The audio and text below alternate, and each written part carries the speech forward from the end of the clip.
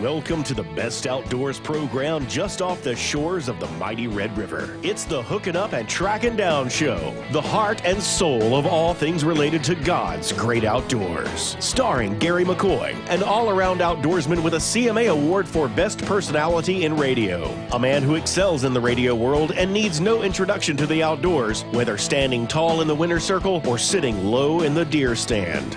Mike Eccles, the boss tournament trail director and outstanding duck hunting guide with a wealth of outdoors knowledge who's not afraid to give his opinion with or without the facts. His years of bass tournament experience ensures that rules are followed and anglers are kept in check. And last but not least, Daiwa and Ranger Pro Steve Graff, a member of the Northwestern State University Hall of Fame with years of bass tournament experience who continues his pursuit of a double-digit bass and championship stringers. So let's jump on the front deck and make that first cast with the legendary minds of the great outdoors. Gary McCoy, Mike Eccles, and the one and only Steve Graff. Take it away, guys. Hey, this part of the show brought to you by Bayou Outdoor Super Center. Steve Nichols and Specialty Traco. And Steve Nichols, I wanted to go on record right now, I hate you.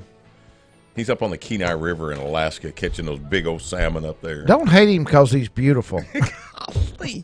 He sent me a picture yesterday. There's something wrong when you can, your job is to have that much fun. That's our job. Well, yeah, okay. Also brought to you by CCA of Louisiana, Despino and Jim South Tire, Gary McCoy, along with the old mud hen, Mike Eccles. Steve Graff is right where he belongs. Have you ever noticed how much vacation he gets? You'd think he owns the show. Yeah. He's right where he belongs, in a theme park someplace. He's at Disney World, or is it Disney World? Yeah, Disney World's one in Florida. In fact, it's kind of weird. Topwater's in there. He's got on his regular baseball cap this week. Those glasses that he's converted to. Mm-hmm. He's sporting his little Fu Manchu, look on. He's trying to look rugged. Yeah, why tough. not though? It's radio. Well, of course. Anyway, I think he looks cute. Graff is at Disney World, and he goes on a bass fishing trip at Disney World. They've got those little things, and I think he and his grandsons caught like 40 bass. Yeah. Even Topwater could catch fish there. Hey, I've gone fishing once, and I caught a fish that day. So did you? If it was baseball, I'd be in the Hall of Fame. There, you know what? I'm glad you mentioned Hall of Fame. Oh gosh! Wait a minute. Were you listening a minute ago? No. Were you, did it said Steve Graff was in the Northwestern College, Northwestern University Hall of Fame? I wonder. He walked in the building one day. I just wonder. Do they have like up in Canton, Ohio? Is there like a Hall of Fame? And if he's in there. What of Graff's do they have? Do they have his cleats? Do they have his jock strap? His short socks. Yeah, short socks. I mean, what of some sunglasses? Some sunglasses, yeah. Something, or one of those little those preacher collar shirts that he wears. Yeah. Something along those lines. They ought to keep it so he won't wear them up here. Hey, listen, Graff is out of town this week, of course. We are still going to bring you one heck of a show. In fact, I bet you he's listening. He is critiquing us as we speak. And right now he's cringing, going, you know what? What do they have of mine there in the Hall of Fame? Kelly Haydale's coming on the show here at about 11:15 this morning. He's got some springtime predator hunting tips for us. Whether you're out coyote hunting. Do hogs fall into the predator category? Yes. I'm assuming they do because you can hunt them year round. You can hunt them at night. Yeah. Do hogs respond to a call? Do they make a hog call? They do make a hog call. Really? Yeah. Mm-hmm. Okay, we'll find out about that. Hey, baby, you want a drink? I know it's almost closing time. Yeah. A little bit later on. This one, Eccles, actually, you put this on our Facebook page. Our United Rentals question of the day today. Did you put it on your Facebook or our Facebook page? I'm having some issues with, I would say the computer, but it's probably my computer skills. Sometimes I try to post something on HUTD Facebook page and it comes up a security issue. It won't let me post it. So really? I think I did try to post this on the Facebook page and it wouldn't accept it. Well, this is something that's just hypothetical. Right. But it's something that occurred to you, and you wanted to see, how people reacted to it. And boy, did they react. Here's we're going to get to this question a little bit, but would you agree to remove or support removal of cypress trees on area lakes if it helped with the Salvinia issue? Now, this is not LDWF proposing this. This is not Bistineau Task Force. This is Mike Eccles making asking a question on hooking up and tracking down. Would you support it? Because every time the issue is brought up, a bunch of people that don't know what they're talking about come out against it. Yeah. So it's just something I want to talk about. Okay, well, I'm going to find out what your thoughts are on that here in a little bit. I don't have a problem telling you Also, today's show, Joe Stevens from Holy Angels, they're getting ready for their big fundraiser tournament. Will they do it again in August this year? Yes. Okay. Getting ready for that, and he's going to reveal a lot of the detail for us. It's not going to be Jack Montesette. Who's it going to be? It is going to be Patrick? the other guy, Patrick Banks, Assistant Secretary of Louisiana Wildlife and Fisheries. He's coming on. And that's going to get a little heated, you think? Oh, they're going to talk. They're going to talk for 30 minutes. Yeah, we're bound to be able to stir something up. But evidently, one of the things that we're going to talk with him is there a plan for the removal of Salvinia? Yeah. Is there a plan? If there's not a plan, are we working on a plan to make a plan? Right. And also going to talk to him a little bit. Apparently, there is there's some just a new project. And they didn't tell me what it was. Yeah. And also on the show today, some outdoor outlaws for you. Ran across a story that I'm telling you has got to be. This is Eccles funny. This has got to be one of the funniest letters to the Wildlife and Fisheries that I have ever read in my life, and it shows the Wildlife and Fisheries just how ridiculous some of the things are. You know, with bureaucracy Is and this that kind of stuff. Local? No, actually, this happened in Oregon. Okay. But I guarantee you it could have happened in Homa just as easily. Sure. But one of the things that we like to do every week is when we run across information about local tournaments and things of that nature, we just had the bass tournament to benefit the Oil City United Pentecostal Church this past Saturday. You fished. I fished. I did. Did you catch any fish? Believe it or not, we caught. If we didn't catch 25 fish Saturday, we caught 23 or 24. Yeah. We weighed in 2 overs, 3 unders, had 10.30. Me and Mike Fisher, great partner. And out of those remaining fish, there wasn't many of them in the slot. Most of them were under. We just caught the crap out of little bitty fish that day. Wow. Well, we did do something that we've never done before. And the funny part about it was 2 or 3 weeks ago, I fished a tournament with Mike Fisher, and he asked me, had I ever seen this happen? And I knew of it, but I'd never done it. And then last Saturday, we did it. We both caught the same fish at the same time off one tree. You're kidding me. No. He threw into a little old cypress tree, wasn't 10 or 12 inches across, and it was right up against the Salvinia mat. Yeah. He threw in on one side of it. I threw on the other side. He was throwing a crawl worm. I was throwing the Mr. Twister flipping out, which is a beaver type bait. Our baits probably didn't hit 12, 14 inches apart.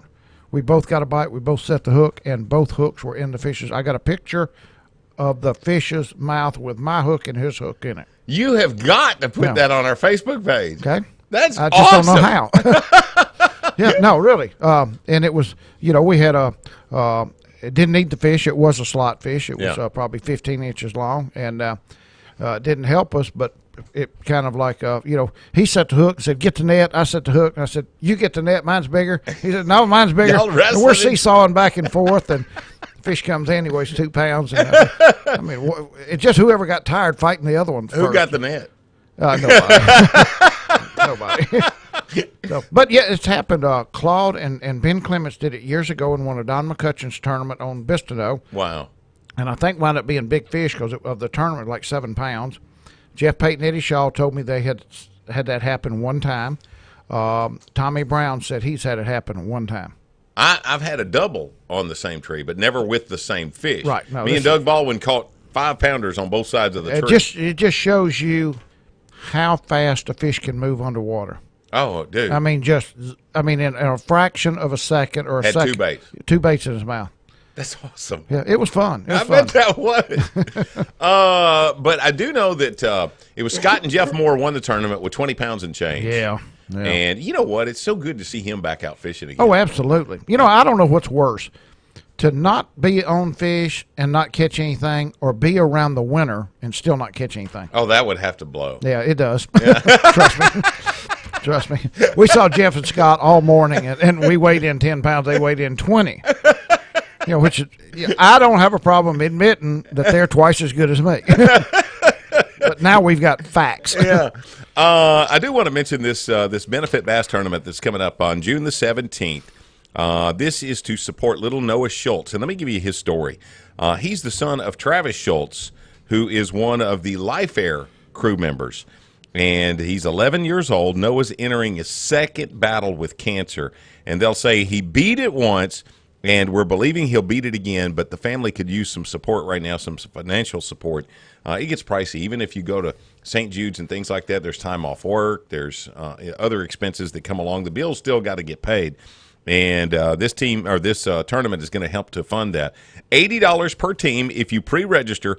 Deadline for that is June the 10th. It's $100 the day of the tournament, and they're only going to take cash that day. $10 big bass pot. They will split the pot. Half will go to Noah. The other half will go to the first place big bass. Prize money, first place $800. Second place is $500. Third place for that one will be $300. They've got a lot of door prizes, and each paid entry receives one chance at a Cajun fryer donated by R&V Works. Additional chances are $5 each, no limit. You can buy as many as you want, but you must be present to win. I'm pretty sure that we're going to be involved in that. I think we're going to take the trailer up there and help them with the weigh-in. Okay. So, Boss Championship this Saturday, Sunday. Whoo, yeah, and I just got a text. Unbelievable, guys. Listen, pay attention. Just got a text from somebody wanting to know if the weigh-ins were going to be at Red River South. That has gone on for the last week. No.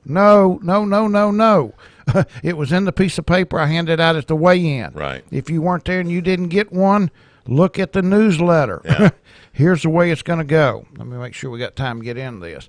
2-day championship on Caddo Lake. The weigh-in both days are at Earl G. Williams Park. Mm-hmm. Trailer tournament. You can launch anywhere, anytime. You cannot launch above the Highway 43 bridge because that would put you out of Caddo Lake. You're exclusively in the Cypress River there. That's right. Is it Cypress? Yeah. Okay, I didn't know if it was Jefferson's, no, Big Cypress Sabine, Swahili River, whatever it was. Anyway, you can launch anywhere. Start fishing times for everybody. Saturday and Sunday morning is 5:40. 5:40. Both mornings. Both mornings. It won't change. Just keep it simple. That's 30 minutes before legal sunrise. We will divide the field in half after everybody enters. Mm-hmm. We had 89 teams qualified. Hopefully, all of them, but I expect it probably be 84, 85 actually sign up to fish. After we get all the entries in, we will divide that in half to see who's fishing for what boat. Okay. The Big Ranger, the Aluminum Ranger. Okay.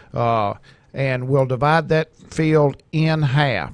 The top half, the first day, everybody starts both days at 6:40.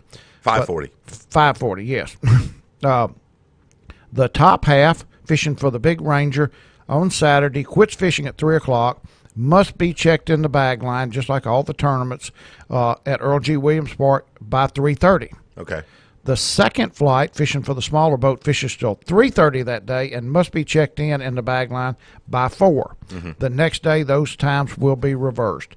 The first flight will fish till 3:30, be checked in by 4.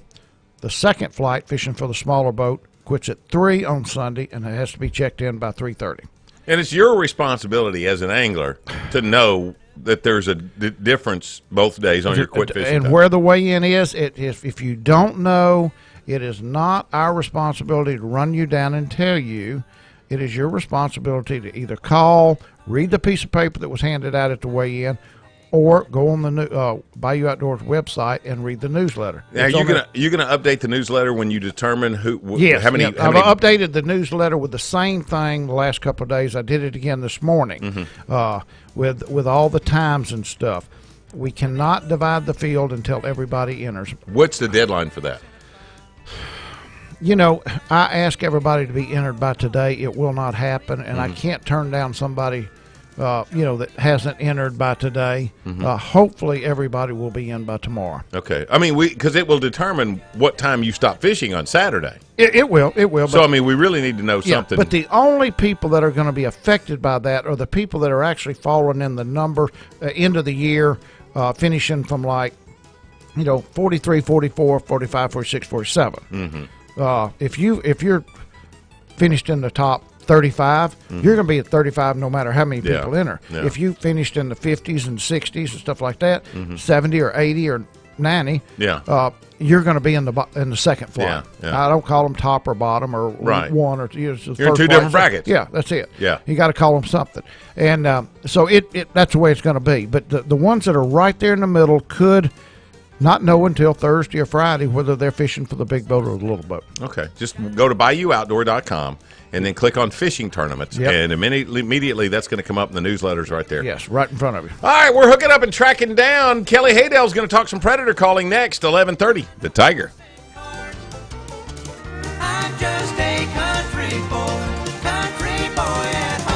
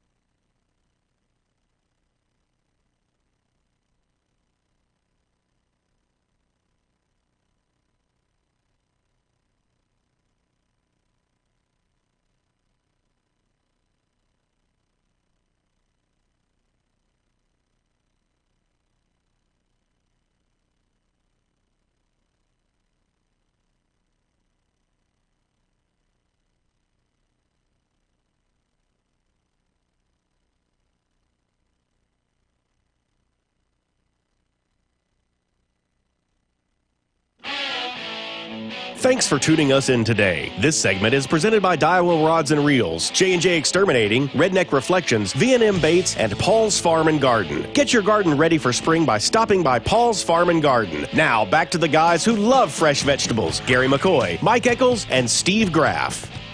Hey, make sure you check out our Facebook page for all the latest news, tips, and tactics of the great outdoors, or go to the website, HUTDshow.com. And you can watch all the latest shows. Everything is an archive there. If there was a guest that you missed out on, whether it was about deer hunting or turkey hunting or bass fishing, maybe there was some tips you wanted, you can get it all right there in the archives. That's HUTDshow.com. And, a lot of guys aren't into fishing. And since it's not... They're not guys. Well, yeah, true. Are you fishing right now, Kelly Haydell? Well, I have to say I was pulling your leg. I'm in here tuning calls today, but I had you going. I was reeling you in. I was reeling you in. I texted him a minute ago. I said, "Hey, don't forget we're gonna have you on the show." And he's like, "I got to put. I'm gonna have to put my fishing pole down." It's like, dude. Okay, I got a big question for you here because we're gonna talk predator hunting. Okay. When you go predator, what all is included in that list of predators? Well, first thing comes to mind is coyotes. Coyotes is going to top the list. You got coyotes, you got bobcat, and you have fox. Mm-hmm. Those are going to be the main predators that you're going to be hunting here in Louisiana. You definitely want to check if you're in another listening area and check your state, check your regulations, be sure what you can and cannot do. But mainly, people are talking about coyotes when they're talking about predator hunting. That is definitely the most popular and one of the easiest of the three to call in. Is there a season for coyote hunting? in Louisiana, to my knowledge, there is not a season. It's open all year long. And one of the things that people don't realize, man, you talk about a great opportunity to get in good with a landowner that may possibly have some cattle, and you're looking for a place to maybe do some turkey hunting or some deer hunting. And if he has a predator problem, man, you can work out a good relationship with this fella, because they don't want those coyotes out there, harming any of their cattle, for sure. So, and when I say cattle, mostly when those cattle are birthing calves, is the main problem. So, what's the proper protocol if you're on a man's place like that and you've taken a couple of coyotes? Do you just leave them laid? Skin them and take him half the meat. Is it considered bad etiquette if you don't gather them up and take them somewhere, throw them in a dumpster, or do something along those lines? So here's what a lot of those landowners like for you to do. They want to try to keep those other coyotes away from there. And for many times, you may be driving down through the country and you see a coyote that has been killed hanging on a fence. Yeah, barbed wire fence. A fence post. Yeah. They hang those on that fence post to tell those other coyotes, hey, y'all need to stay away from here.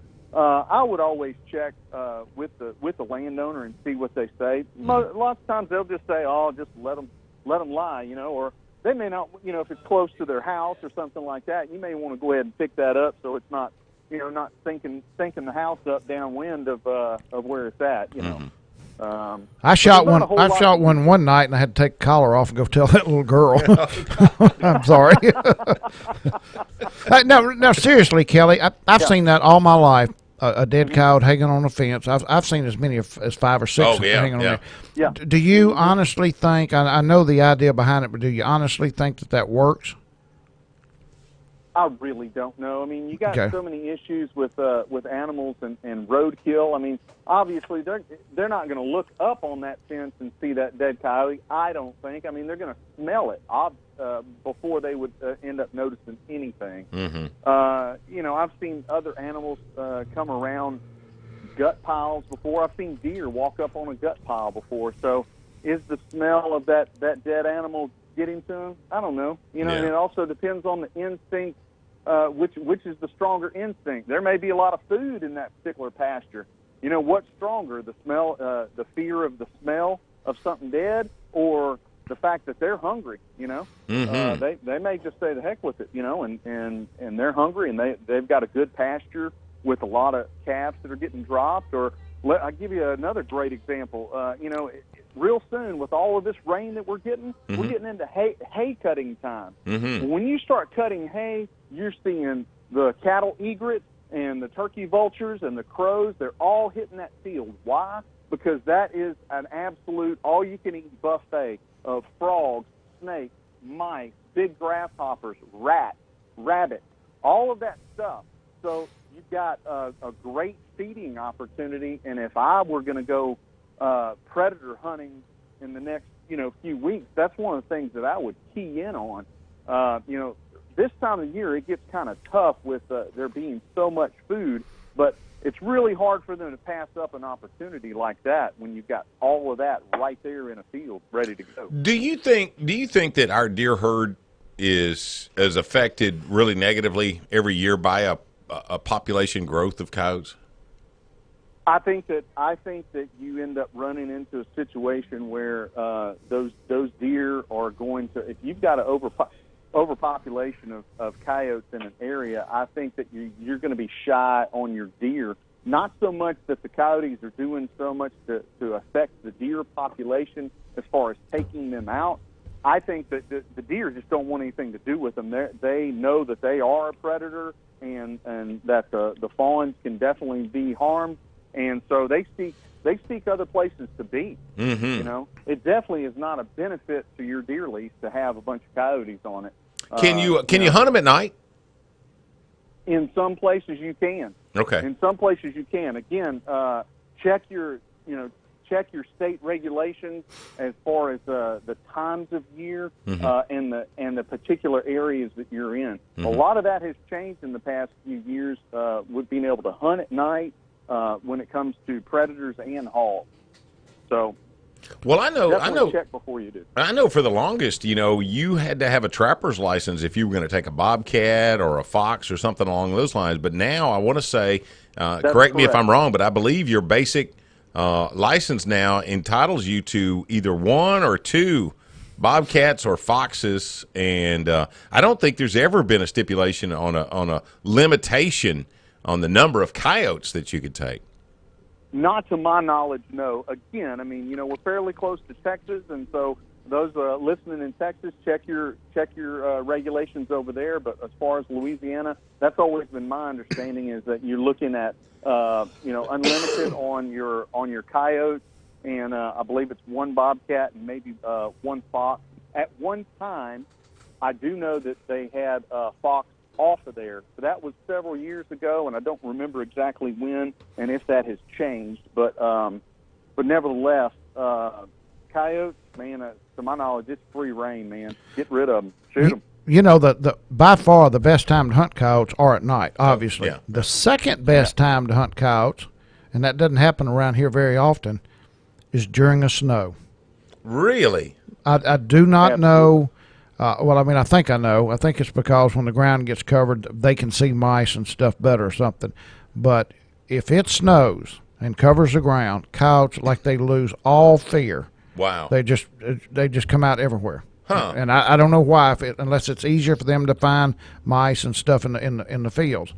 Well, I can tell you one thing for sure from knowing what I know about dogs and having duck dogs.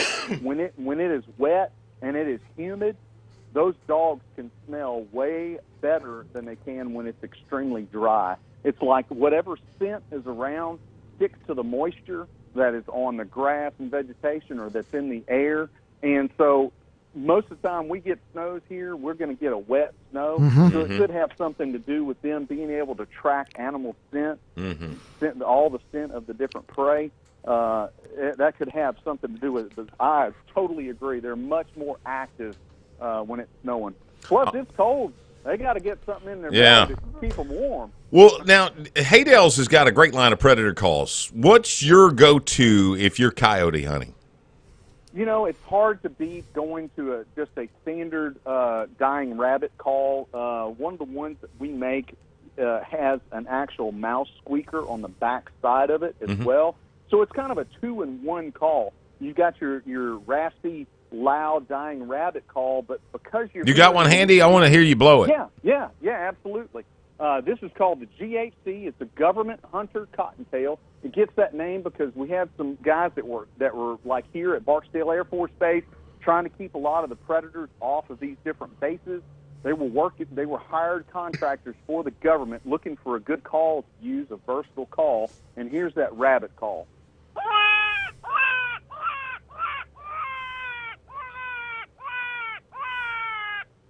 I can take that call and just flip it around and get on the mouse squeaker for some nice in-close work. What's that sound?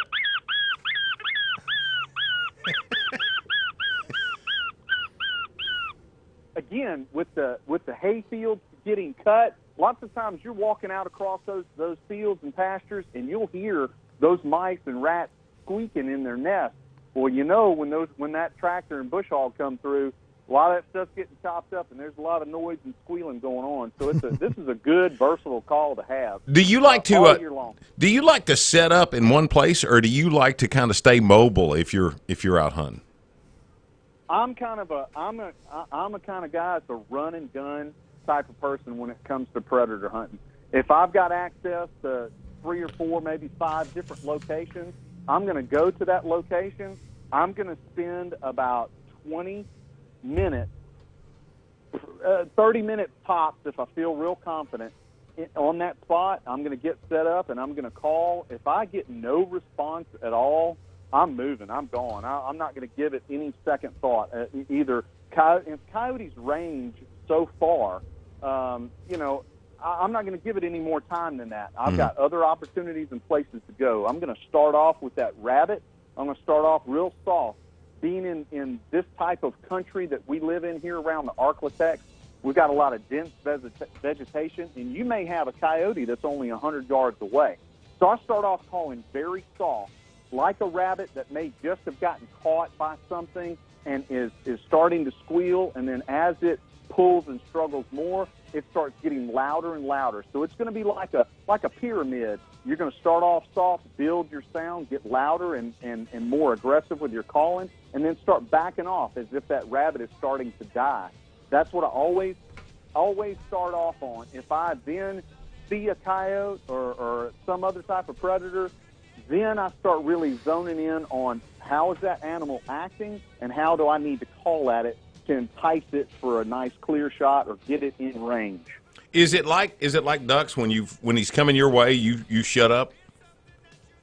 You don't want them to pinpoint you. You're going to call, and if they're making a good track towards your direction, I'm doing a little calling, a little soft calling, but I don't want to overcall or over aggressively call as that animal is coming to me. So I'm going to give some little whimper sounds, some little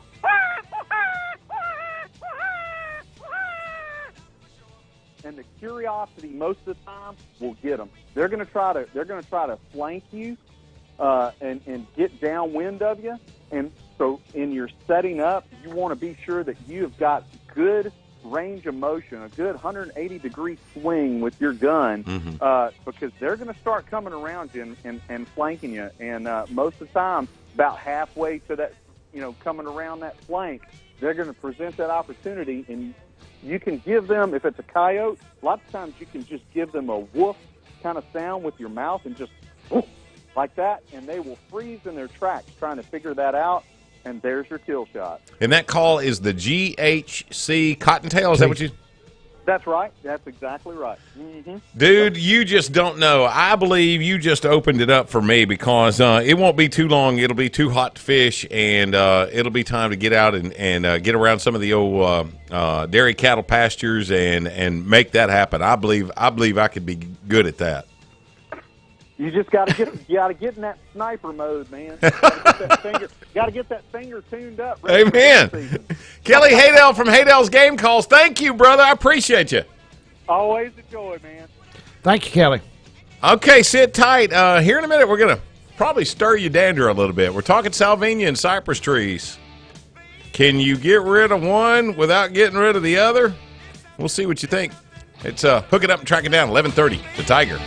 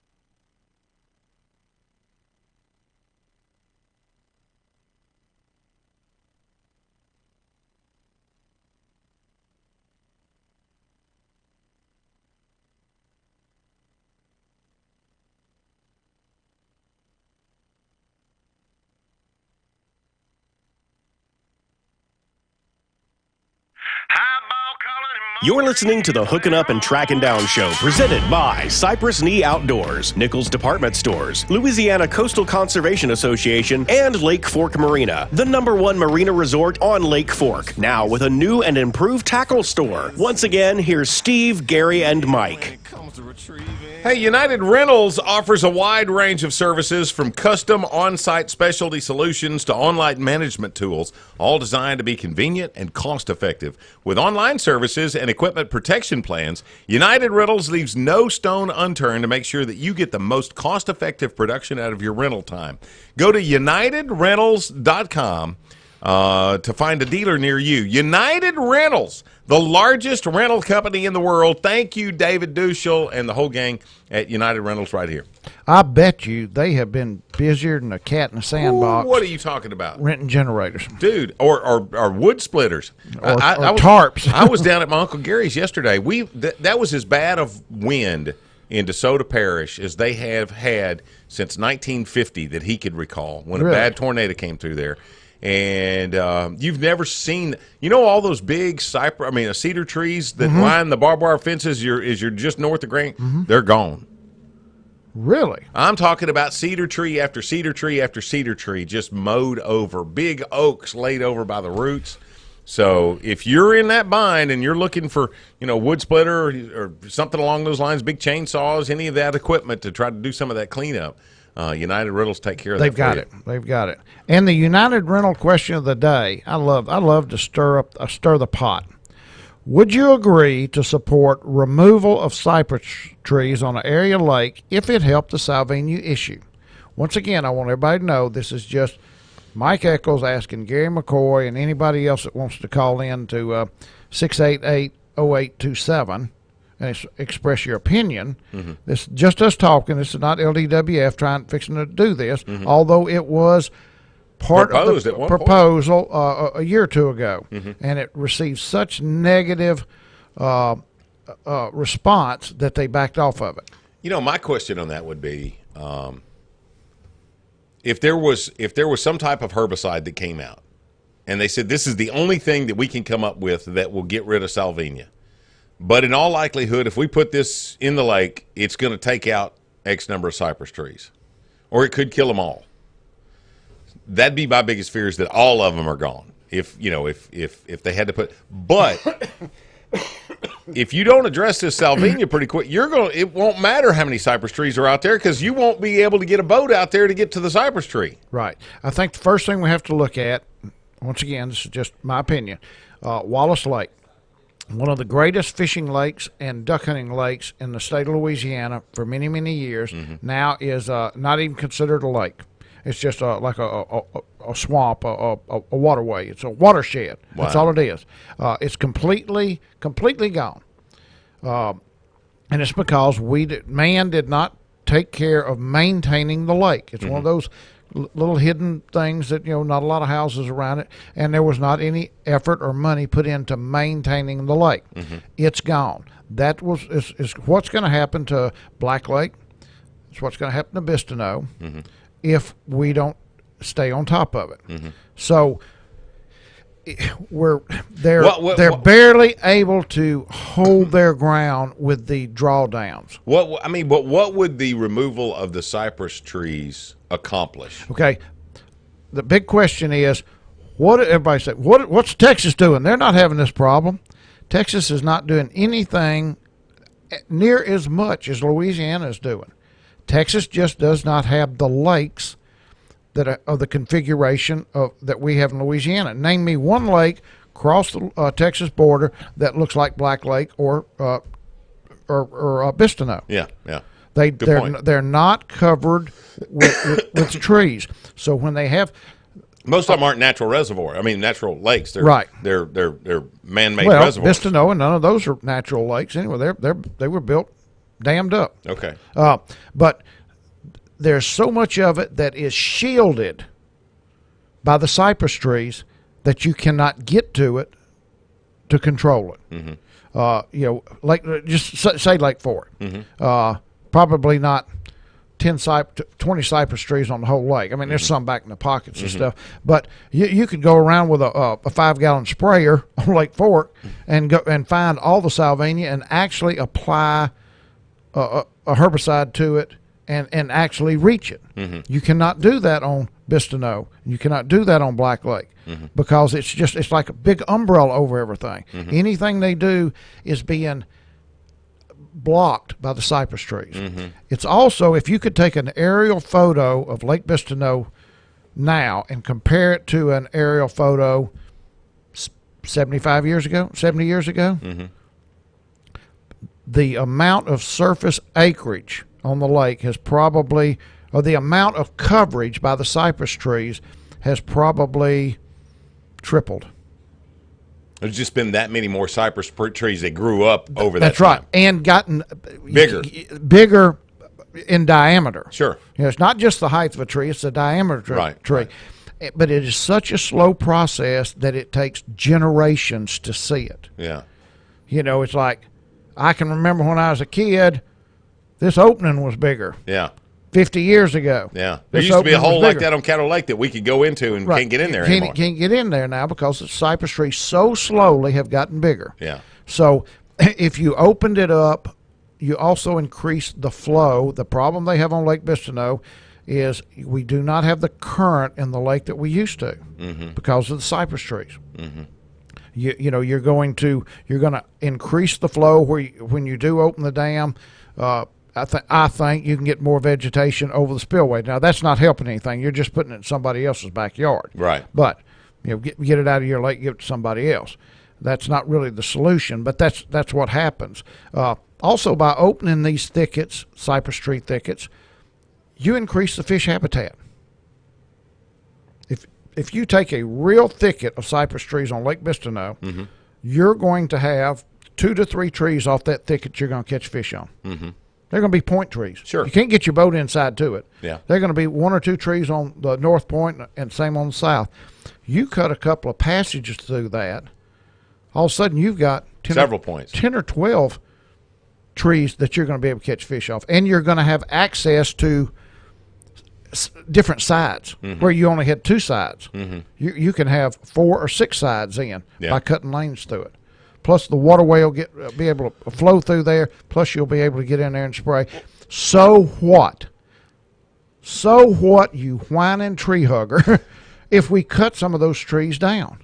Okay, now wait a minute. I just want to remind you, this is hypothetical. This is just something that occurred to us. You know, that it actually did come up for discussion a number of years ago when the initial proposal started coming out how to deal with salvinia on Lake Bistineau, and it was pretty quickly shot down. Now, one of the things that occurs to me on that is do you, Mike Eccles, trust the state of Louisiana to cut it down, to do it properly? I mean, if all of a sudden, you know, they said, okay, you know, everybody has overwhelmingly said, yeah, we're going to take down some cypress trees. Do you trust Louisiana politicians to go in there with a bunch of chainsaws? No, I don't. Absolutely not. Because Boudreaux is going to hire Bubba, his brother-in-law, who has a timber company, to do it. Yep. And here's the other thing. And I was in this category too. I thought, my gosh, just give Beatty Logan the contract to cut some of the cypress trees on Bistineau. They'll go in there, cut them for nothing, and make millions of dollars off the wood. I was wrong because I was uninformed, but that never stopped me from speaking out. Anyway, there is almost no board footage in a natural cypress tree out in the lake.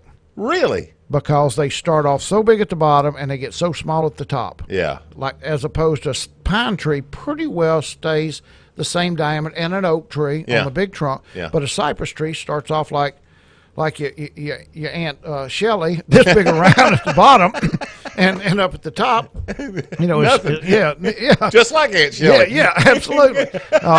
Plus, a large percentage of them are hollow. Oh, wow. So the board footage in a cypress tree and the money value is not what you think. The biggest thing you get out of cypress tree like that is mulch. Well, guess what? It was either Home Depot or Walmart sold cypress mulch. But the whining, crying tree huggers raised so much hell with them for selling cypress mulch that they just quit selling. Yeah. That industry completely almost dried up, didn't it? Yeah. So you're not going to get somebody to go in there and cut it down for the wood. Yeah. I don't think. I do, you know, but I do think the answer is leave the cypress trees and lose the lake, or take some of the cypress trees out and help the battle.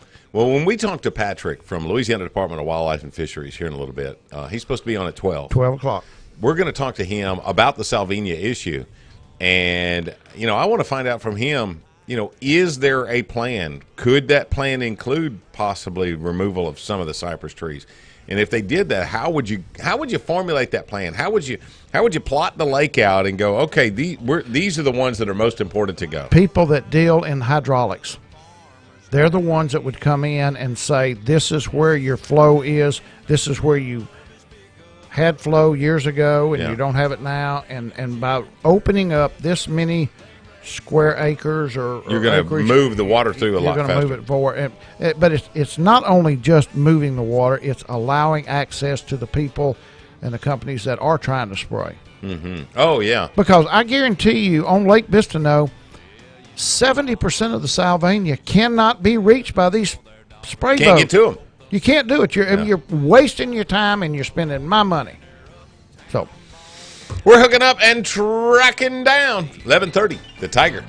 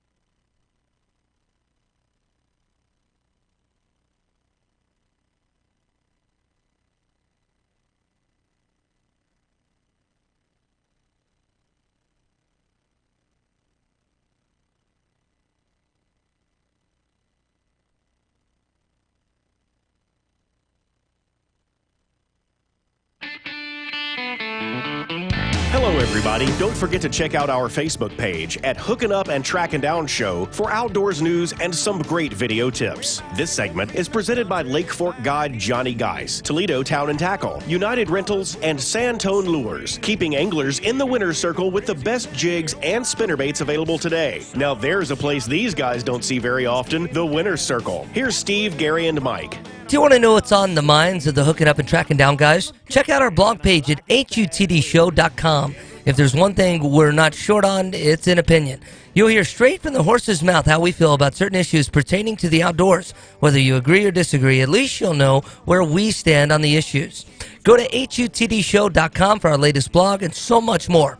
HUTDshow.com, the best resource for outdoors news and information. Just got a text from my buddy Greg McCormick.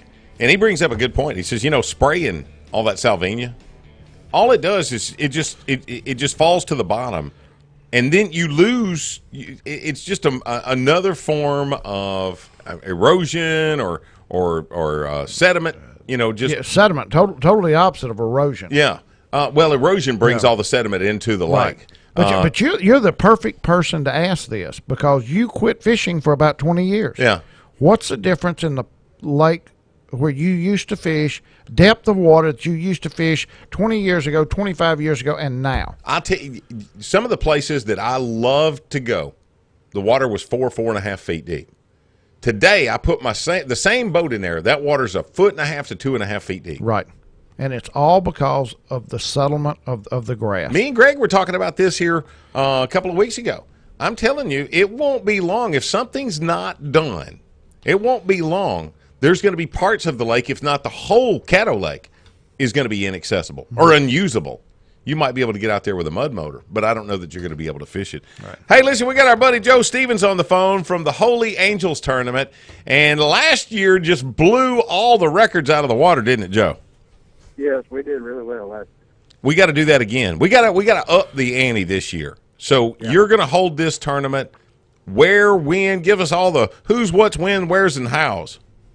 August 26th. It's going to be the same format from the scramble. We're going to leave the lakes the same as they were last year. Including Red River, Caddo, Toledo Bend, Black Lake, Campy, all the lakes that we did last year. Entry's the same. Payout's going to be the same. Guaranteed $5,000. Two-man team, 3 bass limit. Nothing's changed other than I made one change in the rules. We had a little discrepancies last year about who could fish and who couldn't fish. Well, this year, I don't care if you can hold a pole, you can go fishing. We're not limited to this. We're not going to limit anybody. We had in there, if you guided on any of these places in the last 6 months, you weren't eligible. Well, that's out. That's completely out. We don't want to discriminate against anybody. So we're just going to make it an open tournament for anybody that wants to. Well, first off, Steve, Steve. Yeah, Joe. Steve, Joe, Steve, whoever you are, on making that change, Joe, because that's kind of a fallacy. People think, oh, he's a guy, he shouldn't be able to fish a tournament. Yeah.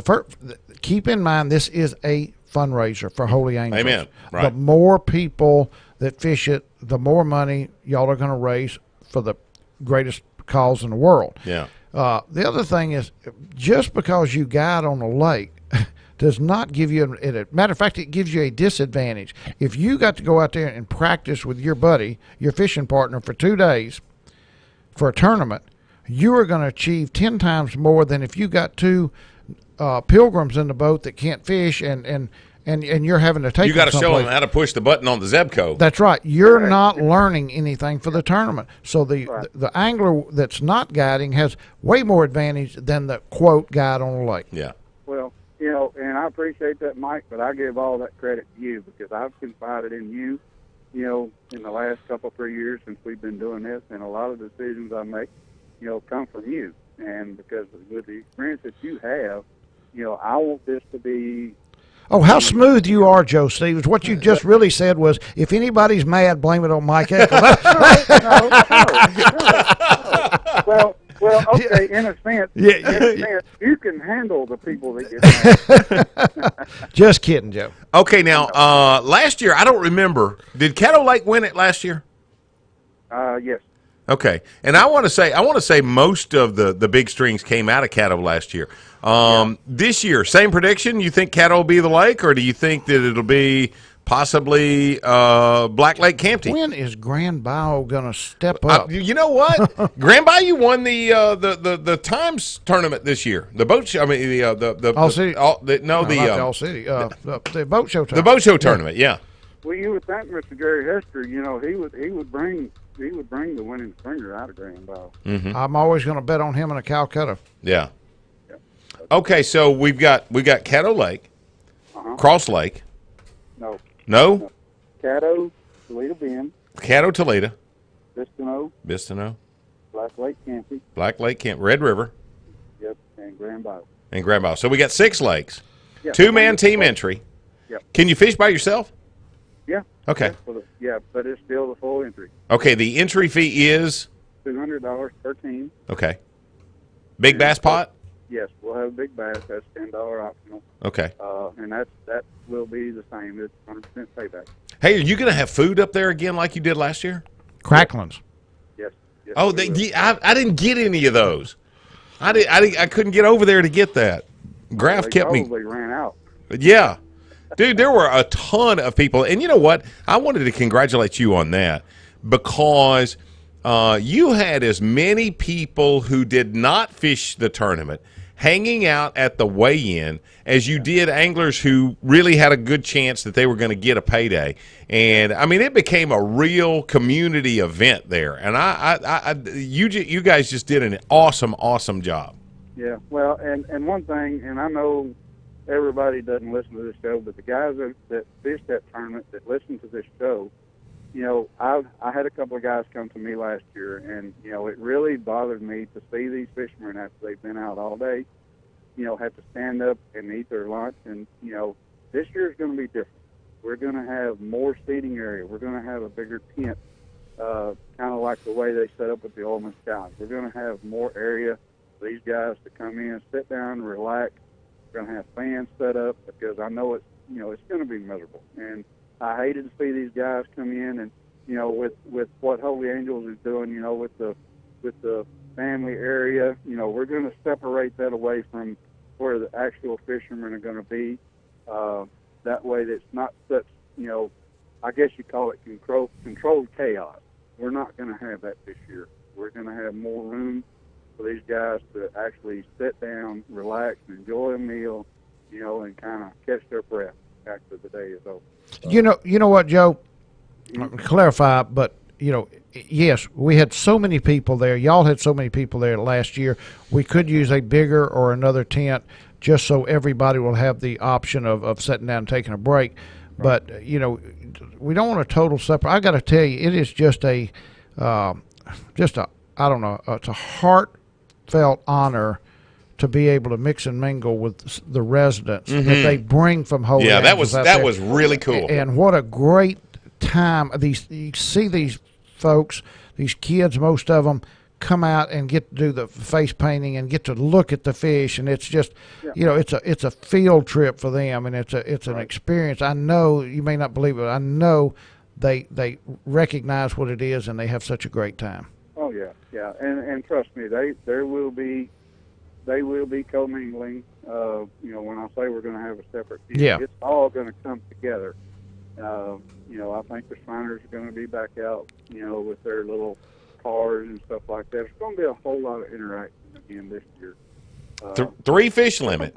Yes, 3 fish limit. Toledo's going to win it this year. Hey, that's a good bet. Toledo's going to win it this year. You just watch. That's a good bet. Now, Joe, as far as entry goes, are the forms out yet? The forms have not been printed. I'm supposed to pick those up this week, but the website is live. You can go online at laholyangels.org, and you can register online now. Once I get the printed entry forms, we'll be distributing those out to different places. Mike, I'll take some to the boat store. Okay. And, you know, just you know, places that we need to put them out. You know, but I haven't got the call yet that they've been printed. But the website is live. So, Joe, you can actually pay your entry fee right through the website? Yeah. Oh, that's awesome. See, Eccles ought to get something like that. How can I pocket the cash if that happens? I'm not. That's not. No. You're dipping into my I piggy like bank. that. I like it. So I can get signed up for the tournament in my underwear. That's right. Yeah. That's right. This is how I leave to sign up for a tournament. Yeah, buddy. August 26th, the Holy Angels tournament. Again, going to be a scramble, 2-man team entry, $200 plus a $10 optional big bass pot. Yes. And you're going to have the weigh-in again at Red River South. Yes. You know, with that, I have a plan in motion if something happens and we can't do it there due to the auction going on. I've got another plan in mind for where we're going to have the weigh-in, but right now I'm not going to worry with it until... Don't worry about a problem until you have a problem. Amen. Exactly. There you go. I'm going to go to the auction and see who actually gets that, and I'm going to talk to them face to face and let them know what's going on, and we'll know for sure after June 27th. Thank you, Joe. Hey, we appreciate you, brother. Yes, and one thing I want to mention. We got to hurry. We got 15 seconds. Okay, I just want to thank all the guys that came out last year. If it wasn't for them, we would not have raised $16,000. Woo! Son, that's a home run for Holy Angels. Sign up to fish this. Gary McCoy just promised everybody he'd be fishing in his underwear. Thank you, Joe Stevens. Yes, sir. Thank you, guys. Holy Angels Tournament, August 26th. Get that information at laholyangels.com. We're hooking up and tracking down 11:30, the Tiger. I catch 'em.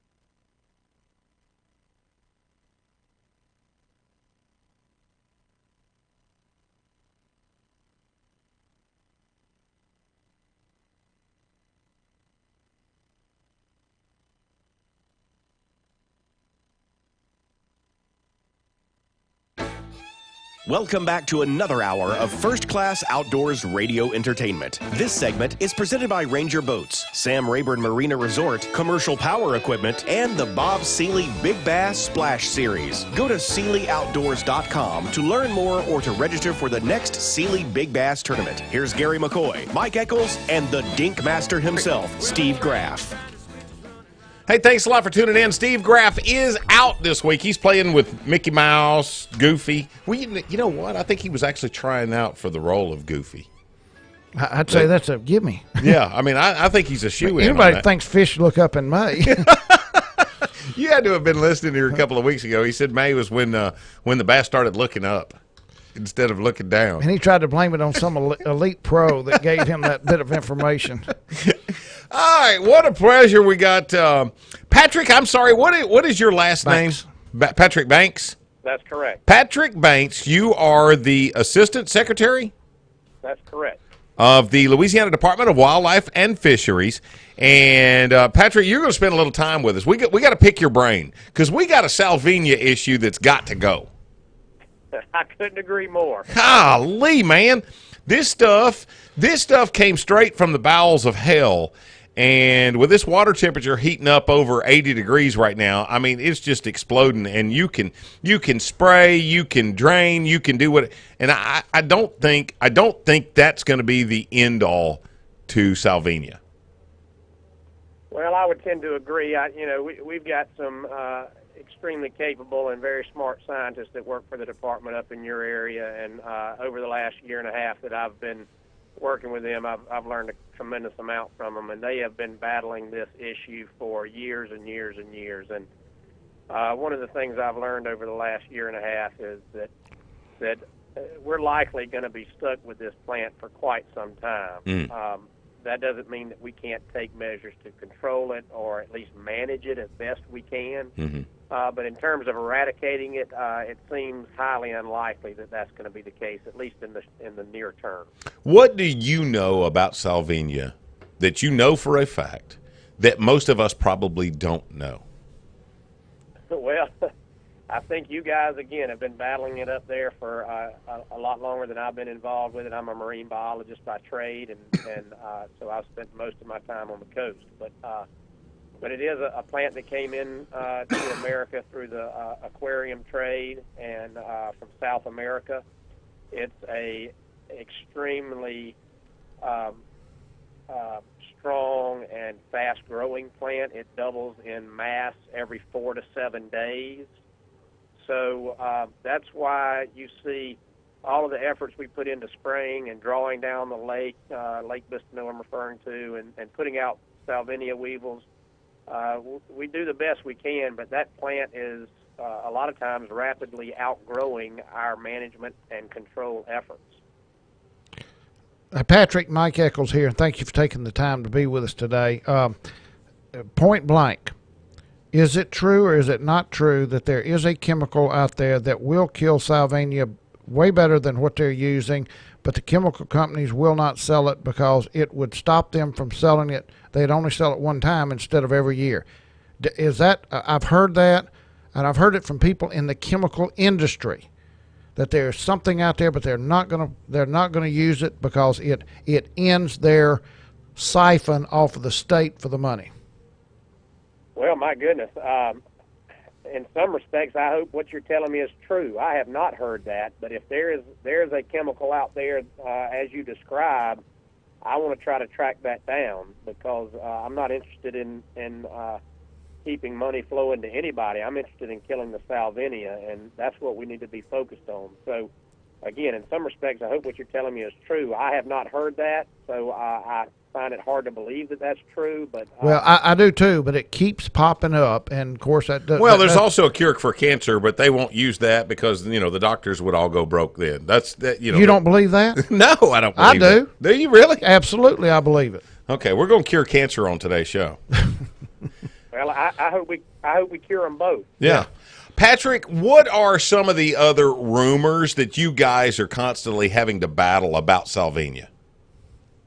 Well, there's always talk of the next greatest thing that's going to fix the lake and fix all the other salvinia problems and the multitude of other lakes that we battle this invasive plant in.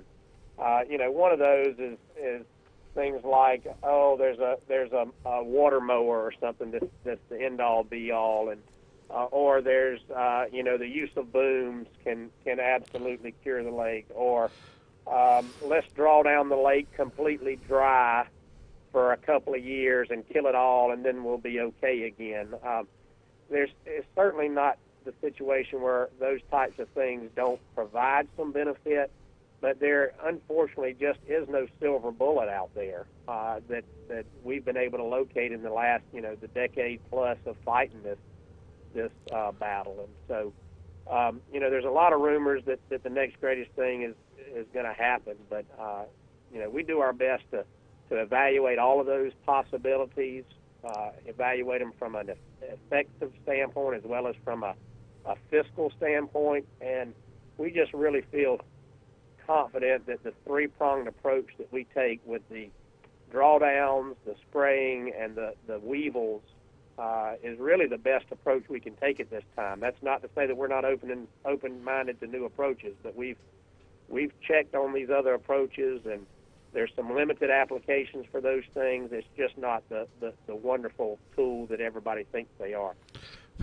One example would be the complete drawdown of the lake. I mean, certainly we feel like we could kill a tremendous amount of salvinia that way, but we're also going to kill all the fish in the lake, and it would take us at least a decade to bring the fish populations back. And I don't think there's anybody out there that really wants to see that happen. Mm-mm. Well, Patrick, I'm going to go on record as saying that I'm one of the few people, or in the minority of people, that honestly believes that y'all at the state on this issue are doing everything you can. It's not like when are they going to do something? I believe that we've got a monster here that kryptonite will not touch, and that's all we've got so far. And I do commend y'all for what the state and all the other agencies have done. I don't think you're sitting back. I don't think you're not putting the effort or spending the money on it. I agree with that. Is there? If money wasn't an issue, if money was no issue, you had unlimited funds. The results would still be the same. That's what I'm wanting to know. If money were no issue, could you rid the state of salvinia? I don't believe we could, and that's unfortunate to say, but it's just money is not really the issue. We contract with every possible spraying company that there is for the state. Not just for Lake Bistineau, obviously, but for all of the issues we have all over the state. Even if we had more money, there are no additional contracting crews we can get on the lake at any one good time. So it's just not a matter of money in this situation. It's a matter of trying to find a plan for managing the problem, for controlling the problem. We know we won't rid ourselves of the problem, at least not in the near term, but finding a good plan that works, like the one we've outlined, and sticking to it for several years so that we can really get good results and know for sure whether it's the best way to move forward. Patrick Banks is the Assistant Secretary of the State of Louisiana's Department of Wildlife and Fisheries, and the big topic right now is obviously salvinia. My Sunday school teacher, Kevin Houston, works for Wildlife and Fisheries, and this is one of the battles that he's constantly doing. They've got little test areas on Caddo, Bistineau, a number of areas where they're constantly running tests. Would it be fair to say, Patrick, that there is no plan as of yet, but there is no plan for the eradication of salvinia? There is a plan for the maintenance of salvinia. I think you're exactly right. The plan that we have in place, the lake management plan, is for the management of the problem. Unfortunately, we just don't see that we have an option for the complete eradication of it, at least not one that's obvious to us at this point. But that's not to say that we're not continually looking for that. Mm-hmm.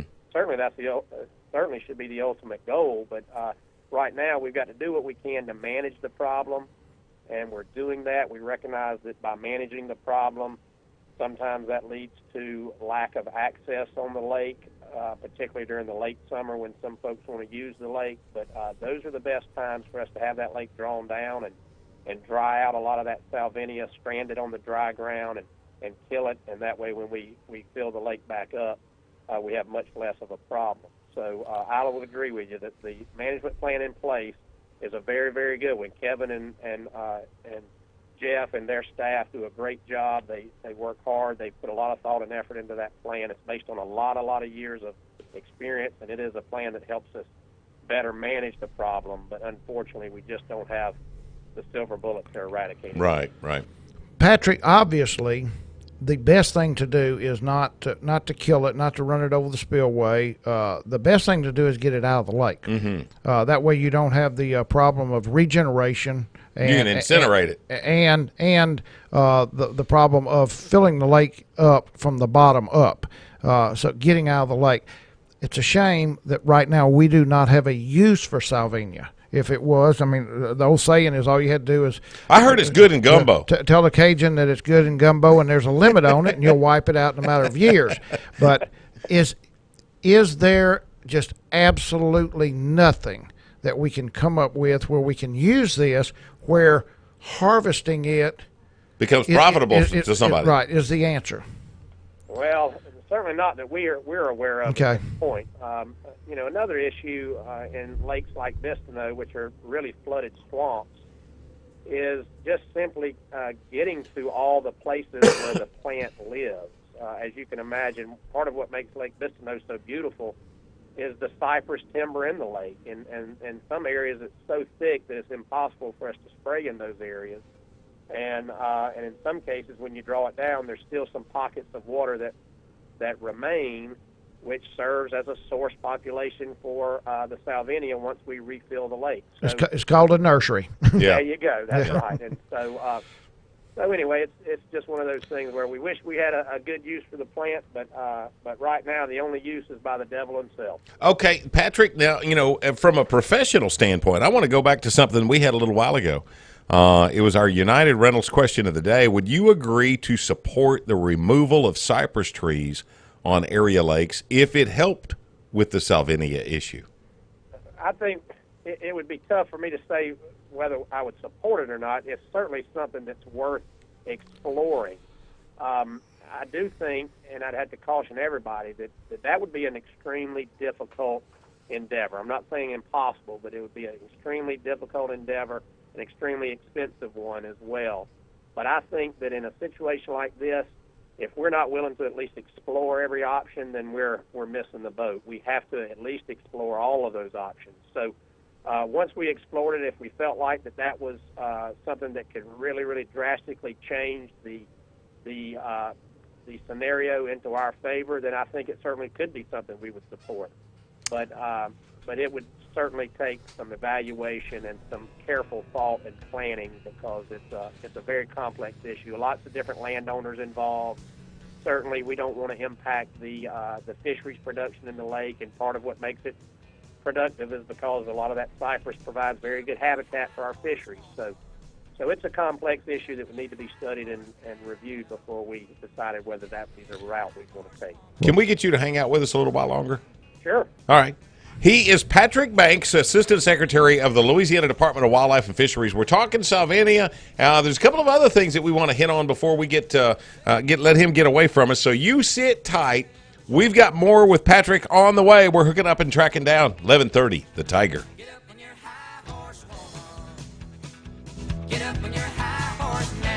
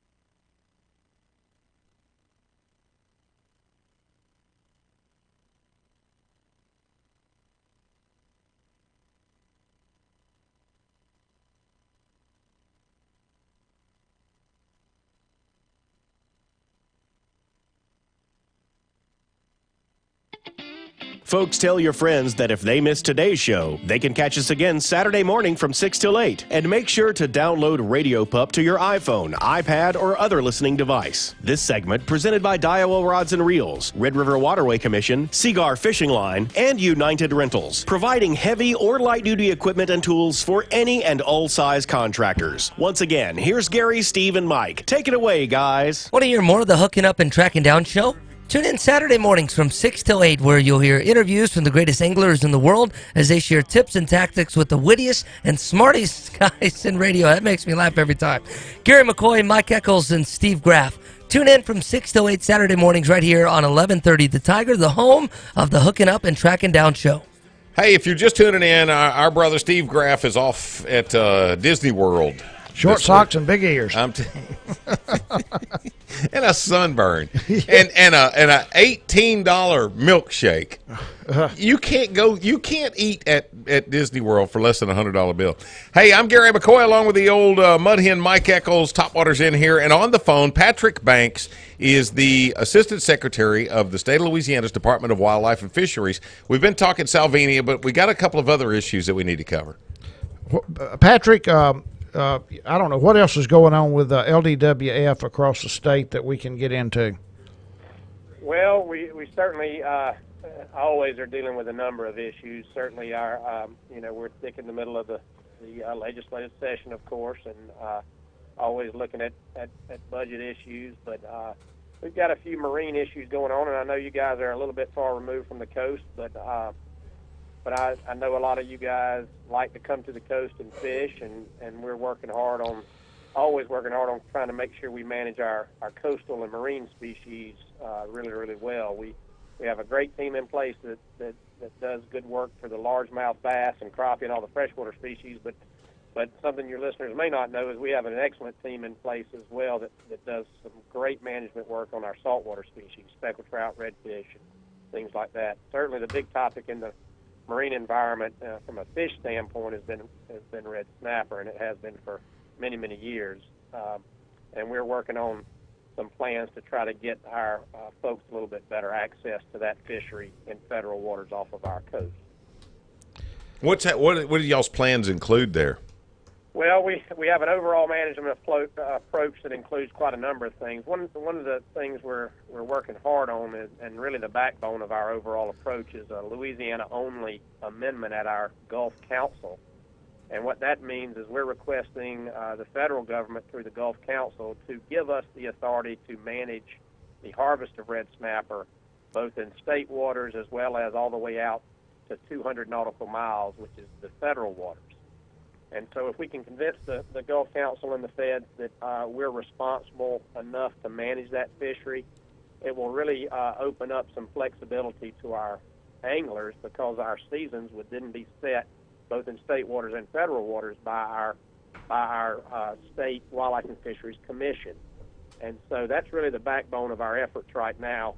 An additional point of our overall approach is a pilot project that we're trying to run, which will test better electronic reporting methods.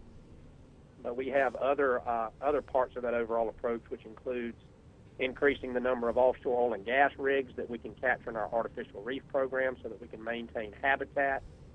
We want to do some additional sampling on that kind of habitat. One of the complaints from the recreational community is that not enough data is collected from artificial reefs like oil and gas rigs, and we're working on collecting more of that data to help bolster the stock assessment. So it's a large 7-part approach that we're taking, and we feel like it will eventually lead to some relief for anglers so that they can have more access to that red snapper fishery. The pilot, what was that about, a pilot program? What was that going to be? For the oil locations. Well, no, the pilot program is more geared to gathering better data. We have a very good data gathering system already called LaCreel, but there's still some error involved in that reporting method. And anytime you have error in the data, that leads to some uncertainty. And when you have uncertainty in your management approach, that means that you have to take certain measures to account for that uncertainty, which means that you may not allow as much harvest by the anglers as you otherwise would want to. And so any way we can go about trying to reduce that uncertainty within our data will lead to better data. It'll lead to more accurate stock assessments, more accurate harvest estimates, and that will lead to better data, more access to the fishery, more fish, and more days to fish. Now that's less creel limits or reduced creel limits for recreational anglers only? No, it doesn't have anything to do with creel limits. The pilot program will be testing the method by which we collect harvest data. And so if we can collect harvest data much more rapid and from a great many more people who are fishing, that will hopefully reduce our error estimate, and that will give us more fish overall. We don't have to account for so much management uncertainty. We can then allow more fish to be taken overall, and that leads to more days of fishing for the population. Okay, but I'm still trying to get back to more fish being taken, more days by the recreational anglers or for the commercial fishing end. Very good question. No, this is strictly geared to the private recreational angler, this pilot program. To help them. That's correct, to help them eventually get more days in federal waters to fish. Okay.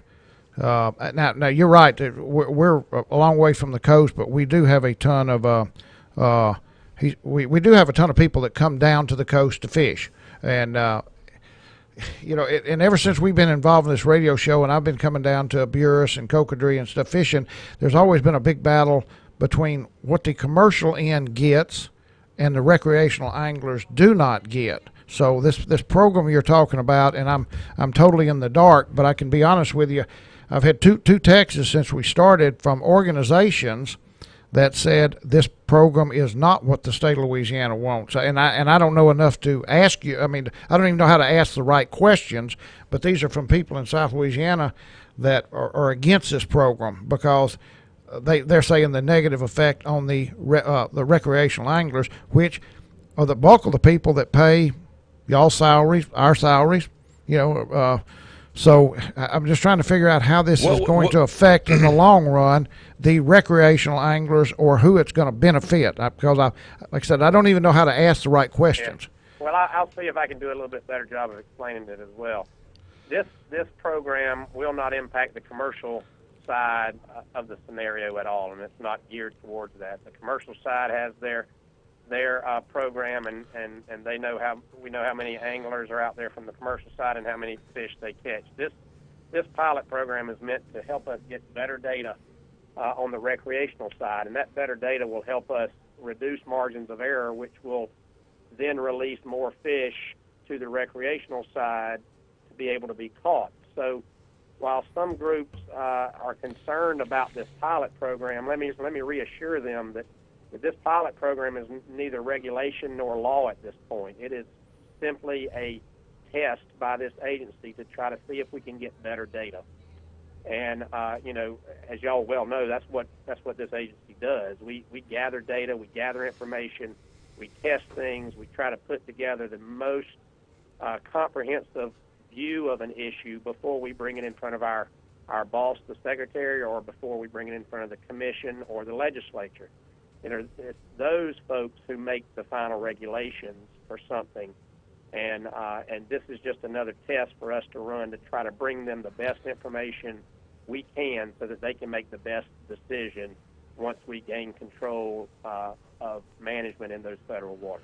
Patrick, if you were devil's advocate for just a second, what would you deem would be maybe an organization that represented a number of recreational anglers? What would you deem their biggest fears of this pilot be? Just any change at all, or that they're going to get slighted? Well, I think their fears are that this pilot program is some way meant to force tags onto the recreational red snapper management scenario, sort of like we have tags for deer and things like that. Mm-hmm. But that's not what this program is about. It does not use tags. It's not meant to move us to a tag scenario. This is meant to test a better data collection method. And so that seems to be what the major rub is from some of these groups. Another major rub was that we didn't talk to them before we started down this road of testing. And with that, I would just say that we run tests all the time here to try to gather information, and unfortunately we're not able to run every single test or every single experiment by every single person. But that's the main rub is the fear of tags, and that's not the intent of this program. We've heard on this show before that the state of Louisiana was blessed with a tremendous population of red snapper in that particular area, and that a lot of the commercial fishing came from outside the state, and that there was a little bit of angst when that was discussed. Any possibility that there could be maybe consideration given to Louisiana anglers, even if they were commercial anglers? Well, we do need to remember that this, red snapper is a federal resource, so it's owned by all the citizens of the nation. Sure. Now, we do our best at the Gulf Council to make sure that we represent the Louisiana anglers, whether they be commercial or charter or recreational. But we do have to recognize that these fish are owned by the entire nation and not just Louisiana. So that's one thing we do need to all keep in mind. Mm-hmm. We don't have a big commercial fishery for red snapper in Louisiana. We have, if I remember correctly, 2 or either 3 commercial fishermen, but they are 3 of the largest ones in the Gulf. So by numbers, they're small, but by volume, they're very large.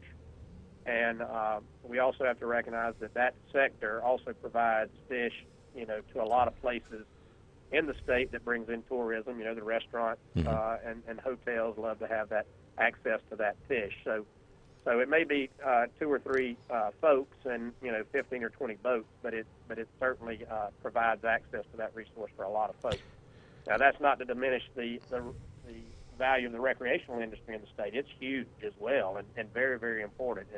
And that's largely the reason why we've taken the approach we have, and that's to address the lack of access that our recreational community has had to red snapper in the federal water. Mm-hmm.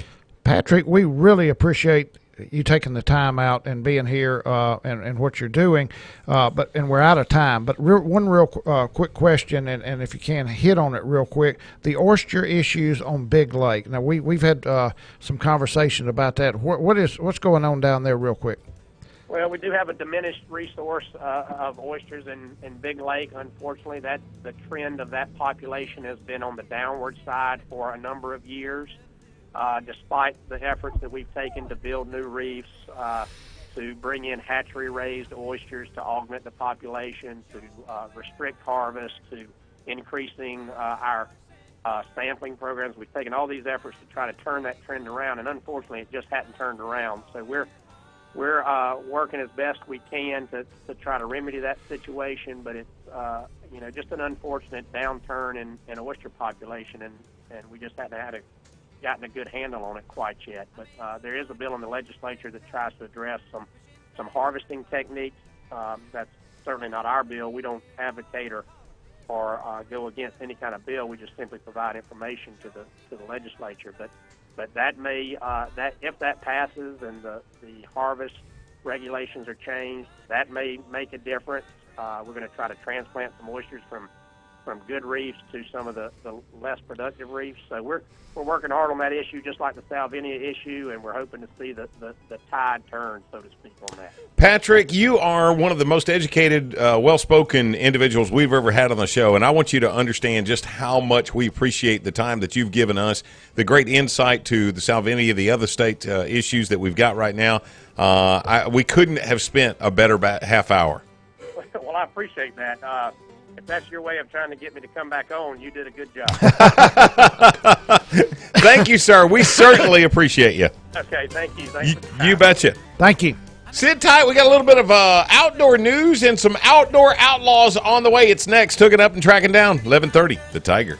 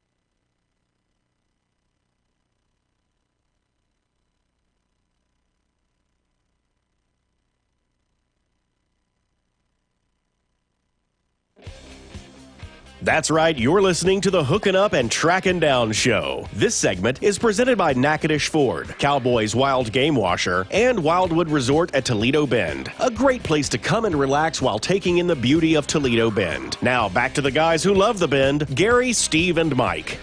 Here's your Seagar Fishing Line's best time to fish. Look for a tough weekend for fishing, as Friday and Saturday are rated as poor. Sunday rated as good. There's a question mark on how much rain we're going to have Friday and Saturday. Well, That's what he's it was got an now. 80 and 90% chance there, and then it dropped to 20, and then it's back to 50. Yeah, it's back to 80 this morning. Yeah. So 100% chance you're going to need your raincoat sometime this weekend. This weekend's highs will be in the mid-80s, lows in the mid-60s. Moon phase will increase from 55% on Friday to 75% on Sunday. Best times to fish, late evening. Congratulations, tournament anglers. Friday, 7 to 10 p.m. Best time to fish. Sunrise will be 6:07, sunset 8:13. Saturday, 7:45 to 10:45 p.m. Sunrise 6:07, sunset 8:14. Sunday, best times to fish 8:30 to 11:30 p.m. Sunrise at 6:06, sunset 8:14. This has been your Cigar Fishing Lines. Best time to fish. I'm Gary McCoy, along with the old mud hen, Mike Eccles. A little Topwater is in there. If you're looking for Steve Graff, you'll have to wait till next week. He'll be back. He is at Disney World playing with the little rats over there right now. We, on occasion, we run across something that you just gotta share. And Eccles generally has these, but I ran across one that it was a letter to the Oregon Department of Wildlife and Fisheries that I wanted to share with you. Apparently, the Oregon Department of Fish and Wildlife sent a letter to Larry and Amanda Anderson, and they were asking for permission to do a survey of foothill yellow-legged frogs on the couple's property. Apparently, that's a real They thing. are so tender. You know what? That picture you showed me the other day of that big old frog? That's apparently a real picture. Did you see that? I thought maybe it was Pete. No. Somebody showed me a big old frog. No, that wasn't a frog. I sent you a picture. Oh, this frog weighed 13 pounds. Oh, my. Yeah.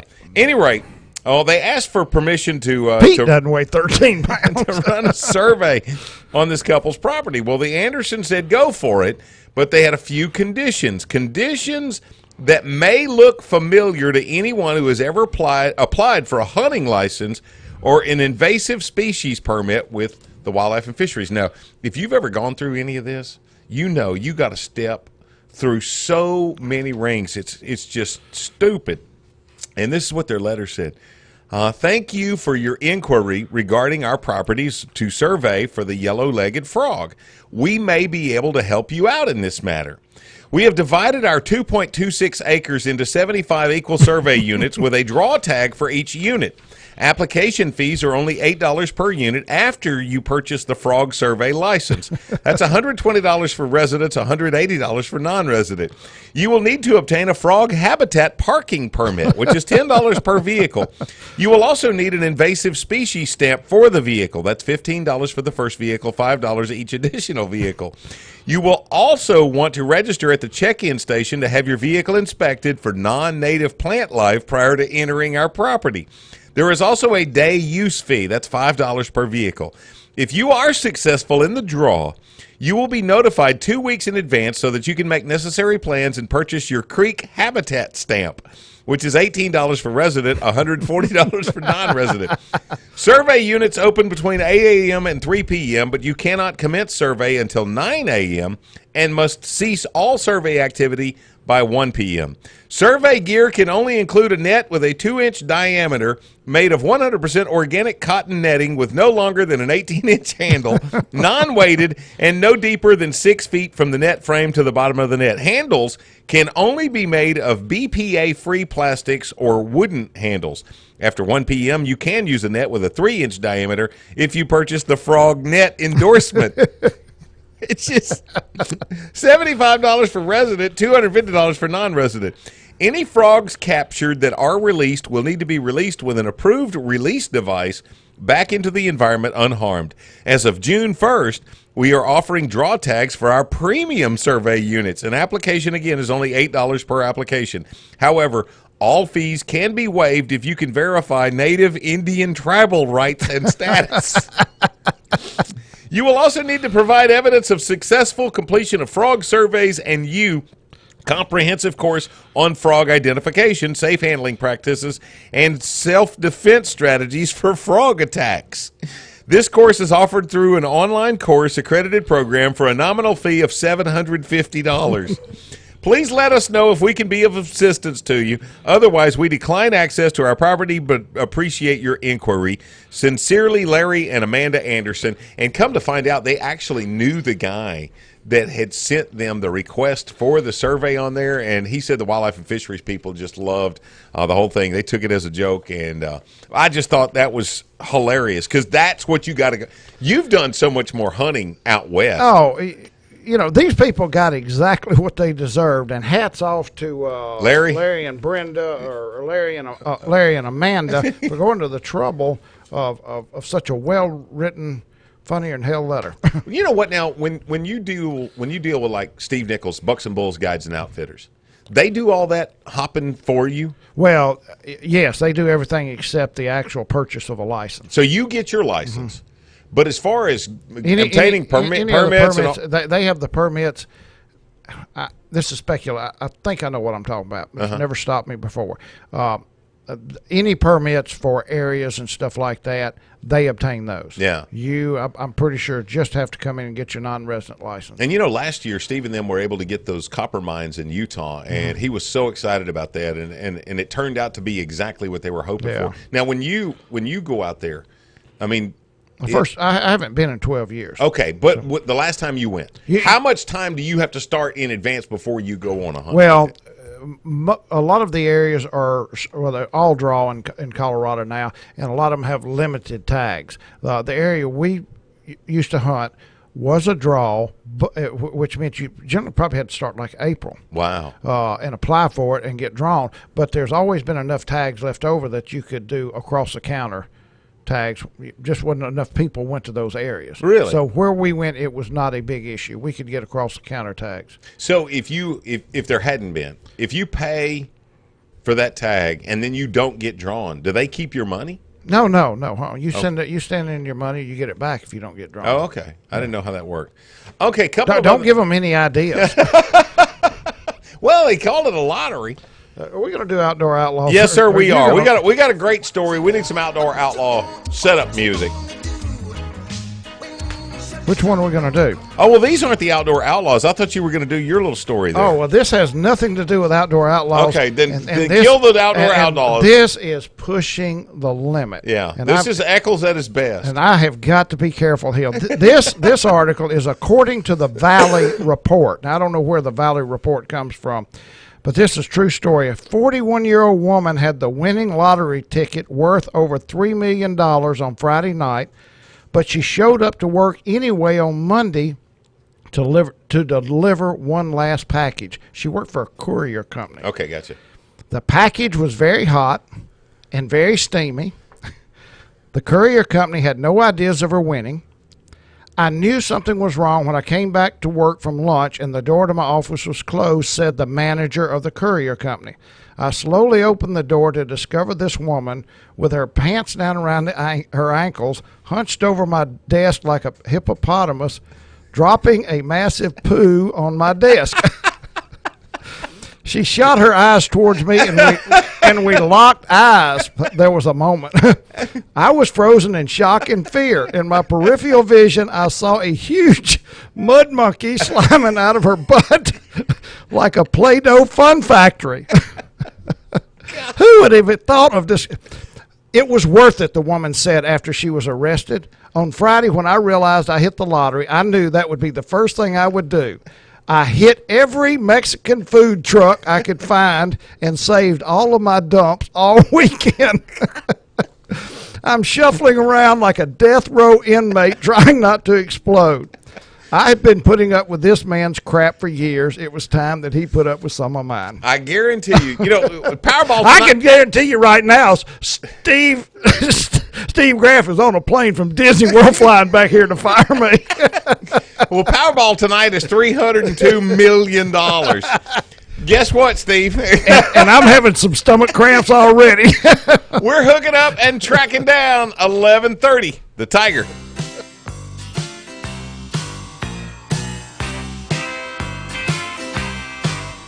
Elvira. Elvira.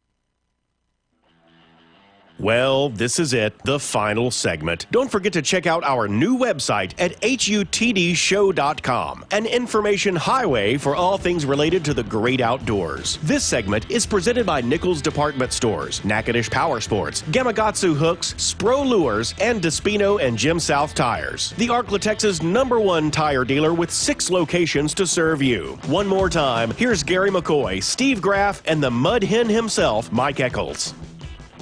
The CCA Louisiana Star, that statewide tournament and anglers rodeo, is in its 23rd year of competition. Now, each year, the tournament begins on the Saturday of Memorial Day weekend and will last until Labor Day. Star is CCA Louisiana's largest membership drive and boasts over 13,000 participants each year. During the competition, anglers compete for over $500,000 in prizes. Get registered right now as the tournament just started this past weekend. Go to ccastar.com to learn more and to register for the greatest fishing tournament in Gulf Coast region, or in the Gulf Coast region.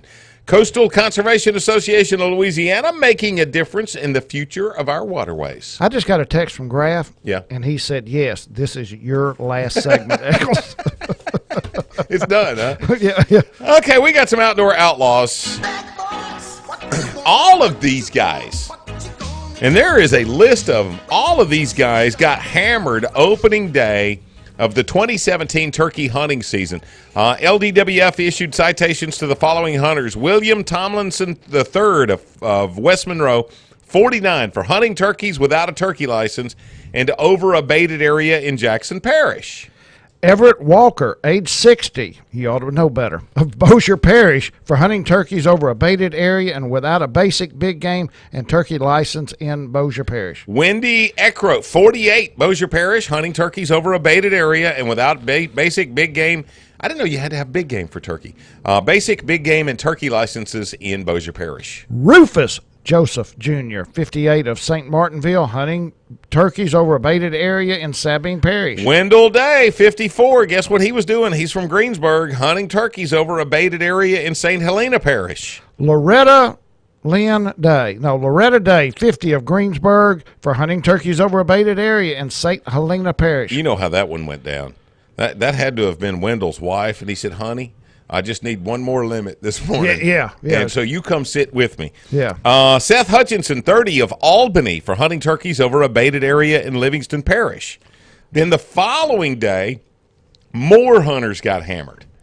Bernard Griswold Jr., 53, of West Monroe, hunting turkeys over a baited area in Jackson Parish. Jonathan Brockwell, 36, of Crossett. Kelvin Blades, 28, of Kentwood. William Brabham, 28, of Kentwood. Boy, they really got a William. He was hunting turkeys over a baited area, failing to comply with turkey tagging requirements and hunting with an unplugged shotgun in St. Helena Parish. And there was Marvin O'Neillian, also 57. Did you see that note at the bottom? According to the 2017 regulations, no person shall hunt or take turkeys by the aid of baiting or on a baited area. What do they qualify as that? Probably 90 to 95% of these offenses occurred on deer leases where people still had corn feeders going. So it's your responsibility to know if somebody's corn feeder's over there. I wonder what the proximity is. I mean, if it's 400 yards away. There's not a written proximity. It's up to the discretion. I don't like that. I know. I don't like that. I know. But that's the way it is. There is not a. You can actually be. They can bait a field on the other side of the fence from Uncle Gary's, and y'all can be on your property doing right for a change. Yeah. and get caught. We're breaking up, or I am. Get caught shooting doves that are flying over Uncle Gary's property, going to that bait, and y'all can be in violation. Even if we're not granted access to that property to be able to inspect it. You're in the flyway of those birds coming to the bait. Surely they wouldn't write a ticket for that. Don't call me Shirley, and yes, they would. Hey, I do want to applaud Louisiana Department of Wildlife and Fisheries. I don't know if you heard about this Monday. Search and rescue crews rescued 9 kayakers from Saline Bayou in Natchitoches Parish.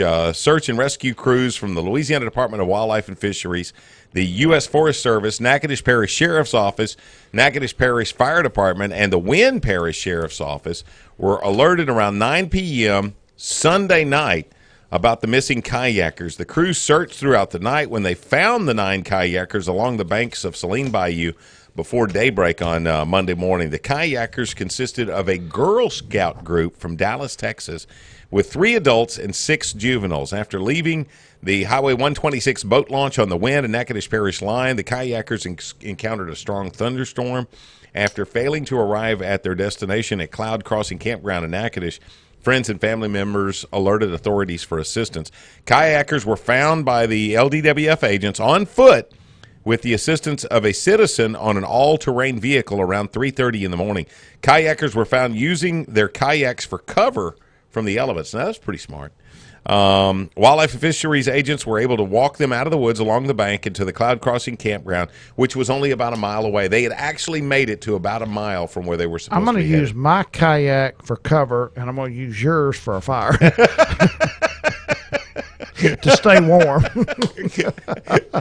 And you would. This Thursday night, the Cash Splash out on Cross Lake. It is our fifth tournament. We have 3. This will go through when? Through July? Yes. Well, it'll go through the end of June normally, but we did not have a tournament 2 days before the All-City Championship. It was off limits, so we'll make that one up the first Saturday in July the 6th, whatever that Thursday is. Yeah. So we'll have 8. Championship will be the last Saturday in September. Kind of strange this year. It's one of those long months. We got five Saturdays in September. Wow. So, September 30th or whatever it is. But that's when the championship will be out there and give away a Triton That boat. won't be teal season, will it? Oh, yeah. So you're going to be able to cross lake during teal season? Oh, yeah. Oh, yeah. Boy, those teal hunters love it when you come up around the block. It wouldn't be if the west zone hadn't got screwed again by the state of Louisiana. Our teal season is always open the second Saturday of the month. Right. Dove season opens the first Saturday. Teal season opens the second. Right. We kill 80% of our teal the first week here in our area that the season's open. So what did the state do to us in the west zone? They moved it back a week. It's going to open the third Saturday, where 80% of our birds will already be gone through to where? Down to the coastal zone, so the politicians can shoot them. Wow. Had they opened do you believe that that is a concerted effort on their part? They intentionally did that. Duh. Okay. There is no reason for moving it that way. Huh. No reason except to benefit South Louisiana. Wow. Well, they could have left South Louisiana's where no, they'd have been shot at when they come through here. Now they're not even going to be shot at when they come through the north part of 2/3 of the state. Now, when is Arkansas teal season? Arkansas opens, I don't know, but Arkansas is got a strange teal season. You cannot, Louisiana, Texas, almost any place, you can start teal hunting just like you do duck hunting 30 minutes before sunrise. Arkansas's teal season opens at sunrise. So you're sitting out there with sunscreen on before you can pull the trigger. Teal hunting in Arkansas. That's the other thing. 80% of your teal are killed in the first 30 minutes of daylight. So you could feasibly get in a teal hunt and still make it to work on time, if you were hunting during the week. Yeah, and if the hunting's not good, if the hunting's real good, you just don't go to work. Yeah. Okay, Cash Splash Thursday night, tomorrow night. Yes, and then 4:15. You start taking entries. We start taking entries at 4:15. Everybody, even if you paid up for the year, has to still stand in line, check in, get your little slip of paper and your check-in time. Start fishing. Go out on the water. Start fishing at 5:15. The stop fishing times and inline and the tank lines are changed every week because of sundown and darkness. Yeah. So I don't know what they're going to be, but it will be started 8:15. Start at 5:15 and probably quit around 8:40. I'm just guessing. This is not something like that. And then you got about 40 minutes to get in. So could a guy fish that tournament and still be home by 10 o'clock? Oh yeah, absolutely. Really? Yeah. Well, yeah, we're home. So it's kind of like a bowling night. Without the beer, but the same ugly shirts. Okay, so what's it taking to win these days? Oh my gosh! Last time tournament out there, I love them to death. Ed Fairchilds and Kerry Yates came rolling in early with 3 fish that weighed 13 something. There was no doubt that they had it won. Yeah. Until Joey Hood and Jerry Letterman come in with 3 fish that weighed 14-something. Wow. So it's anywhere from 12 to 15 pounds. I was going to say 12 pounds. You got 3-4 pound fish. You got a good shot. You got a good shot, but you're probably going to get your heart broke. Yeah.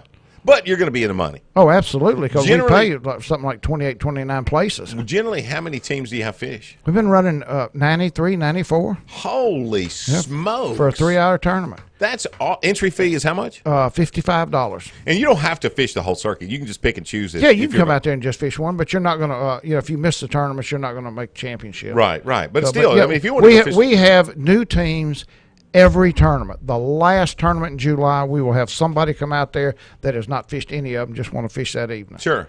Yeah, Willard Moore told Don McCutcheon years ago when Don started running tournaments, Willard's advice to him, he says, pay attention, Don. You've got to have your onesies and your twosies to make it work. Wow. You've got to have your onesies and your twosies to have a How full much field. generally will you win if you win the tournament? $750. Wow. 650 all the way down to $100. 3 places in the youth division. Anybody fishing with a child 16 years or younger, the highest finishing team with the youth gets $200 from David Cowden Roofing and Hooking Up and Tracking Down radio program. Second place We in know the those youth guys. division, is from National Loan and Jewelry. Thank you, Tookie. And then third place is $50, sponsored by Ralphie Overton, Painting and Concrete. Oh, that's awesome, dude. So 3 kids, and we give that to the kids. We don't give it to the parents. So Do they have to give it to Dad for gas money? Boy, I'm gonna tell you what. If we found out the dads was taking that money from them kids, I believe those fishermen would line up with everybody would have a rod 6 inches line and a rogue on it. Oh, no doubt. Okay, we got to start wrapping things up. Again, thanks to all of our guests today. Kelly Haydale, he was on the show with us. Of course, we had Patrick Banks, who's the Assistant Secretary of the State of Louisiana Department of Wildlife and Fisheries, and Joe Stevens, representing Holy Angels, getting ready for the big tournament, August 26th. Get those entries in online right now at laholyangels.org. Hey, Chuck Bug, do we have a minute 30? We do. Final word. I got it. After 13 years of organizing fishing tournaments, I wished I had written down all the crazy incidents and questions that have popped up, but I didn't. There have been a lot of changes in the world of fishing tournaments, and most of them are good. Only about 6% of people who fish actually fish tournaments. However, the competitive side of the industry drives the market. Tournaments are the reason rods and reels are so much better than they were 40 years ago. Tournaments are the reason baits continue to get better each year. Tournaments are the reason that fishing boats are so much bigger, nicer, and safer than they were 5 decades ago. So, if you're not a tournament angler and you get aggravated when you pull up to the ramp on Saturday morning and it's crowded because of an event, or if you see a few fish that didn't make it after a weigh-in and you want to be negative about it, just look at the boat and the equipment you're using to take home some of those eaters for your next fish fry, and remember, the tournament side of the industry has a lot to do with your fishing success. Amen. Amen. And I'm supposed to say this. Oh, yeah, for Gary McCoy, Steve Graff, Jay Watley, and Mike Eccles, thanks for listening. We'll see you next week right here on 1130 The Tiger with more Hooking Up and Tracking Down.